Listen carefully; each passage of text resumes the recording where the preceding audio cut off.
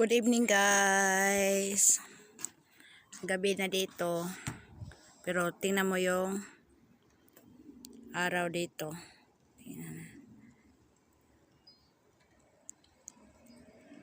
Taas pa ng araw. Pero alas 6 na dito ng gabi. Ang ganda tingnan sa palibot. Sa paligid daw. Paligid pala. Sagol, halo Bisaya at saka Tagalog. Hayaan nyo na yan.